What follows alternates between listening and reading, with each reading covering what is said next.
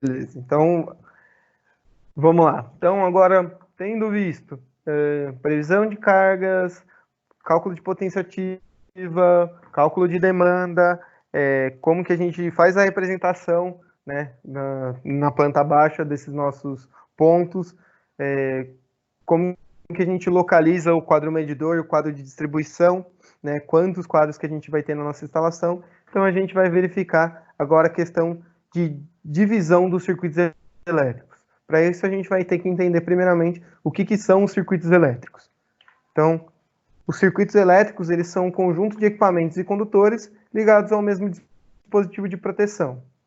Em uma instalação elétrica residencial, a gente vai encontrar dois principais tipos de circuito, que é o circuito de distribuição e os circuitos terminais. Então, aqui a gente observa o que é o circuito de distribuição, né? Então, o circuito de distribuição, ele liga o meu quadro medidor ao meu quadro de distribuição. Então, aqui a gente pode verificar lá a rede pública de baixa tensão, o ponto de derivação, né? Então, o ramal de ligação, no caso de uma instalação com fornecimento bifásico, duas fases mais um neutro. O nosso ponto de entrega, né? O ramal de entrega, então aqui seria o nosso poste padrão.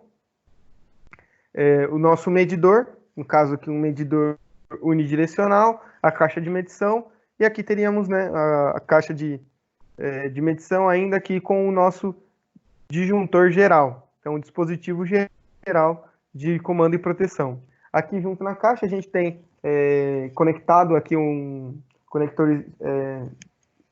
conector que vai ligar o condutor de aterramento, né, aqui no eletrodo de aterramento, que vai conectar a caixa, também aterrando a nossa caixa, junto com o neutro que vem da rede pública de baixa tensão. Saindo aqui do disjuntor geral, então aí a gente tem o circuito de distribuição, que agora então ele vai com duas fases, o neutro e um condutor de proteção. Então, chega da rede pública, duas fases e o neutro, passa pelo quadro medidor, aí a gente vai ter no circuito de distribuição as duas fases, o neutro e o condutor de proteção. Depois, né, chegando esse circuito de distribuição com duas fases, neutro e proteção, no quadro de distribuição, então a gente vai ter aqui vai ramificar, né, desse nosso quadro de distribuição os circuitos terminais. Então, os circuitos terminais, eles partem do quadro de distribuição e vão alimentar diretamente lâmpadas, tomadas de uso geral e tomadas de uso específico. Então, daqui, né, a gente tem um disjuntor geral, aqui considerado como um disjuntor diferencial residual. Temos aqui os barramentos das fases, os disjuntores de proteção para cada circuito terminal, né? Então, no caso, o circuito terminal de iluminação, ele é monofásico, então ele tem uma fase, um neutro e um condutor de proteção. Um circuito terminal de uma tomada de uso específico, ou de uso geral, perdão, uma fase, um neutro e um condutor de proteção. Já para o chuveiro, que é uma tomada de uso específico, então a gente vai ter duas fases mais um condutor de proteção. E aqui também, por exemplo, para a torneira aquecida, também é uma tomada de uso específico, então a gente teria nesse circuito terminal duas fases mais um condutor de proteção. Então, dessa forma que a gente verifica os nossos circuitos terminais. Então, circuito de iluminação, circuito de tomada de uso geral e os circuitos de tomada de uso específico. Agora, como que a gente vai fazer, de fato, a divisão dos nossos circuitos elétricos, a divisão da instalação, para posteriormente a gente fazer o dimensionamento, né? Então, depois que a gente dividiu os circuitos, então verificou os nossos dispositivos de proteção que a gente vai utilizar para cada circuito, depois que a gente vai fazer até o nosso dimensionamento e determinar as nossas seções transversais para cada condutor. Então, para a gente dividir os circuitos, o que a gente vai fazer, né? Todo ponto de utilização previsto para alimentar de modo exclusivo ou virtualmente dedicado a equipamento com corrente nominal superior a 10 amperes deve constituir um circuito independente. Então, a NBR 5410, ela prevê que todo ponto de tomada ali, né, todo ponto de tomada de força que tiver uma corrente nominal superior a 10 amperes deve ser um circuito independente. Basicamente, a gente vai interpretar isso aí, né, também como toda tomada de uso específico, ela vai ter um circuito independente. Então, ela vai ter tanto seus condutores independentes quanto seu dispositivo de proteção. Outra coisa que a gente verifica também pela NBR 5410 é que a alimentação de circuito de iluminação e tomadas devem ser feitos de maneira independente, né? Então a gente deve prever circuitos só para iluminação e circuitos só para tomada, isso para poder evitar, então, diversos tipos de interferência e também melhorar a questão de gerenciamento ali de manobras e tudo mais, né, para você desligar somente a iluminação e não desligar a tomada junto. Outra coisa que a gente verifica também é que a corrente de projeto, né, do circuito, ela não deve ser superior a 16 amperes. Então a gente vai considerar, por exemplo, para fazer um circuito de tomadas de uso geral, a gente vai somar várias tomadas de uso geral até ter uma potência que não ultrapasse ali os seus 1.600 volt-ampere, né, que vai dar para a gente uma corrente menor do que esses 16 amperes. Por quê? Se a gente tiver correntes superiores a 16 amperes, né, começar a ter correntes muito maiores, tudo isso em um mesmo circuito, a gente vai ter que acarretar em circuitos com seções transversais, né, com bitolas, condutores com bitolas altas. Então isso também não é muito interessante, porque quanto maior a bitola do nosso condutor, mais caro vai ficar a instalação. Então, quanto mais a gente dividir os nossos circuitos aí com correntes menores do que 16 amperes, melhor a gente vai ter essa instalação aí mais bem dividida, com condutores mais próximos ali das seções mínimas, e o que vai acarretar para a gente uma economia final aí da instalação. Observando isso, vamos ver como é que fica a divisão dos circuitos aí para a nossa instalação exemplo. Então, para a nossa instalação de exemplo, o que a gente tem? Tem aí todos os nossos cômodos, né? As tomadas de uso geral, iluminação e tomadas de uso específico. O que eu considero para começar fazendo a divisão dos circuitos? Como comentei, cada tomada de uso específico a gente vai considerar um circuito independente. Então, eu começo fazendo a divisão dos circuitos através das tomadas de uso específico. Então, se no dormitório tem uma tomada de uso específico do ar-condicionado, então esse é o circuito 1. O circuito 2 é a tomada do chuveiro, da suíte. O circuito 3 é a tomada do chuveiro do banheiro social. O circuito 4 é a tomada, né, da torneira aquecida da cozinha.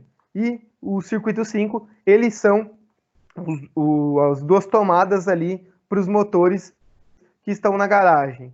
Então, a partir disso, a gente já eliminou aqui os 5 circuitos que são correspondentes às nossas tomadas de uso específico. Depois disso, a gente pode dividir a iluminação.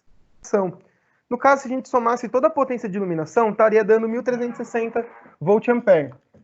1.360 volt-ampere dividido por 127 volts, a gente teria uma corrente de 10,70 amperes. Daria para colocar todo mundo em um mesmo circuito. Mas o que a gente observa? Primeiro que a gente tem um distanciamento grande, né, entre esses nossos pontos de circuito. Entre esses nossos pontos, né, de iluminação. Então, todos os pontos eles estão uns distantes dos outros, e além do que, uns pontos são internos, outros são externos. Então, não tem muito por que a gente colocar toda a iluminação da casa em um único circuito. Então, se der problema em algum ponto de iluminação, toda a casa fica sem energia. Então, para a gente aqui, vale a pena pelo menos dividir a iluminação interna e a iluminação externa da casa. Mais ou menos. Então, o que a gente considera aqui? A parte de iluminação, que seria a varanda, o pátio e a garagem, como um circuito de iluminação 1, né, o circuito 6, e um outro circuito de iluminação, que é o circuito 7, ele vai ser a cozinha, o hall, os banheiros, né, e o dormitório. Então, tudo isso vai ser esse nosso circuito 7 de iluminação. Por fim, né, a gente começa, então, a considerar os circuitos levando em consideração as tomadas de uso geral. O que a gente faz para montar os circuitos com as tomadas de uso geral? Vale a pena aqui, então, a gente somar sempre, pegar sempre pares das tomadas de 600 volt-ampere que a gente determinou. Então, por exemplo, aqui a gente tem, né, na cozinha, 3 tomadas de 600 volt-ampere, mais uma de 100. E nos 2 banheiros, são 2 tomadas de 600 volt-ampere. Então, o que a gente pode montar como circuito? Um circuito são 2 tomadas dos banheiros. Então, são 2 tomadas de 600 volt-ampere. 1.200 volt-ampere. Porque se eu somasse, por exemplo, 3 tomadas de 600 volt-ampere, eu teria 1.800 volt-ampere.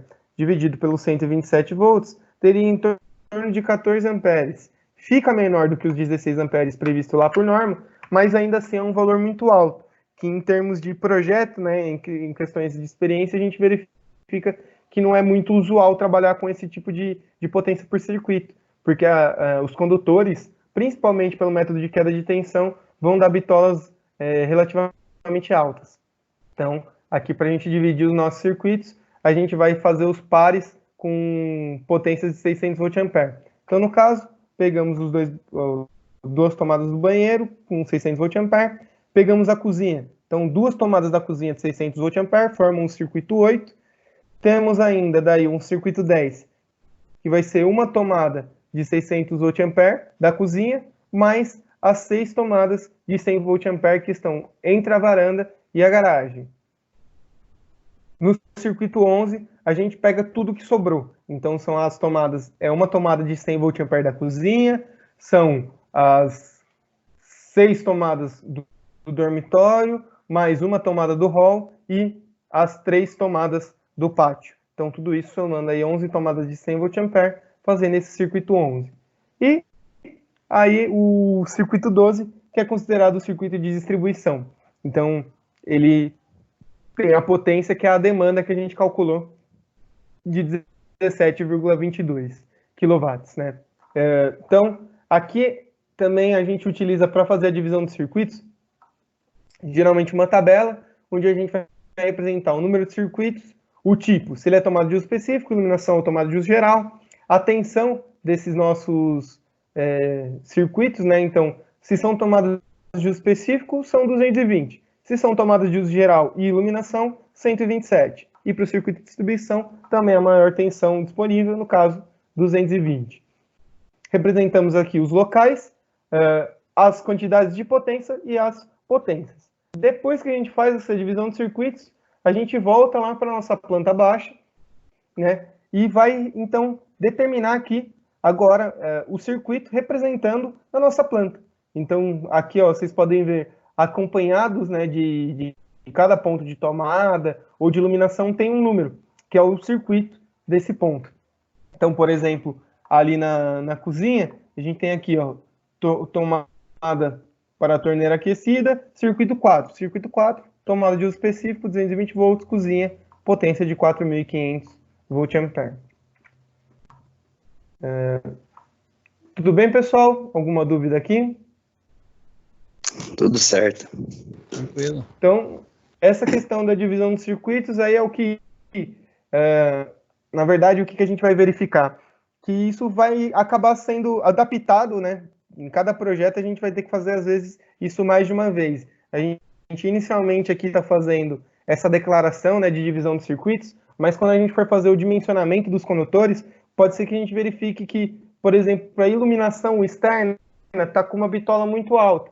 Então, às vezes vale a pena eu dividir o circuito para considerar, então, para conseguir que a corrente diminua, né, os critérios ali sejam atendidos e a gente consiga colocar uma bitola mais próxima ali da bitola mínima, então uma bitola de 1,5, 2,5. Então, a gente faz essa divisão de circuitos, né, para depois a gente fazer o dimensionamento, mas a gente pode depois voltar e refazer a divisão de circuitos conforme seja necessário, né? Então, o projeto, ele é interativo nesse sentido. A gente não faz ele de forma definitiva. A gente vai fazendo e conforme for verificando a necessidade aí de alteração, de melhoria, né, a gente vai modificando essas nossas divisões, no caso.